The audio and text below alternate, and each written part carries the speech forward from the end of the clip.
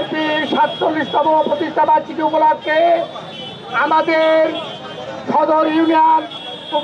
ইউনিয়নের যে র্যালি হবে, এই র্যালি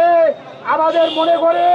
আমাদের বর্তমান ইউনিয়ন যে সমস্ত লোকজন এসেছে আমি তাদেরকে ধন্যবাদ জানাই এবং এই র্যালিকে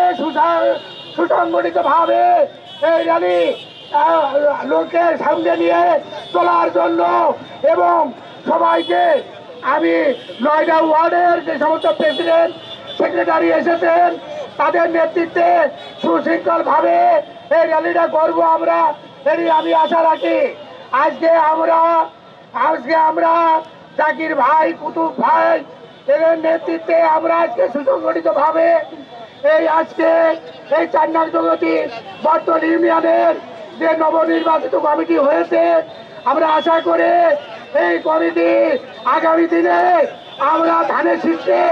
পর্যাপ্ত পরিমাণে ভোট দিয়ে আমরা জয়যুক্ত করবো ইনশাআল্লাহ। আর আমরা সবসময় শহরতলি ইউনিয়ন আমরা সবসময় আশা করি আমরা 14টা ইউনিয়নের ভিতর 1 নাম্বার ইউনিয়নে পরিণত হব ইনশাআল্লাহ। আমাদের সেইভাবে লোকজন এসেছে, আমাদের ডাকে সাড়া দিয়েছে, আশা করি আগামীতেও আমাদেরকে এইভাবে লোকজন